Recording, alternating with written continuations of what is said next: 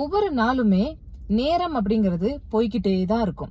நம்ம செய்ய வேண்டிய கடமைய இப்பவே இந்த நிமிஷமே ஆரம்பிக்கிறோம் அப்படின்னா மட்டும்தான் அந்த நேரம் நமக்கு பயனுள்ள விதமாக அமையும். நம்ம சரி இன்னொரு 4 நாள் கழிச்சு செய்யலாம். ஒரு ஒரு ஒரு லேடி கிட்ட நான் ஒரு கவுன்சிலிங் கொடுத்தேன். அப்ப நான் சொன்னது என்ன அப்படின்னா, உங்களுக்கு என்ன பிடிக்குமோ அதை செய்ய ஆரம்பிங்க. நீங்க என்ன மாதிரி ஆசைப்படுறீங்களோ அதை மனசுல உருப்போடுங்க. அதை நீங்க செயல்படுத்த ஆரம்பிங்க அப்படின்னு அவங்க சொன்னாங்க. சரிங்க, என் பையன் இது படிச்சிட்டு இருக்கான், என் பொண்ணு இது படிச்சிட்டு இருக்கா, இவளையும் செட்டில் பண்ணிட்டு அதுக்கப்புறம் நான் ஆரம்பிக்கிறேங்க அப்படின்னு சொன்னாங்க. அப்படி நீங்க முடிவெடுக்கிறீங்கன்னா அது ஒரு முட்டாள்தனமான முடிவு. உங்களுடைய வாழ்க்கைய வாழ்ந்துகிட்டே உங்களுடைய பிள்ளைகளுடைய வாழ்க்கையையும் கரெக்டா கொண்டு போறதுதான் சரியான ஒரு முடிவா இருக்கும். நான் சொன்னதை அப்பவே அது எதையுமே செயல்படுத்துறதுக்கு முன்னாடி யோசிக்கணும். முதல்ல நான் சொன்ன விஷயத்த யோசிச்சுட்டாங்கன்னா அவங்களால அப்ப இருந்தே அவங்களோட லைஃபையும் பிள்ளைங்களோட லைஃபையும் பேரலா எடுத்துட்டு போக முடியும். சோ நீங்க என்ன மனசுல வச்சுக்கணும் அப்படின்னா, நேரம் அப்படிங்கிறது ஒவ்வொரு நிமிஷமும்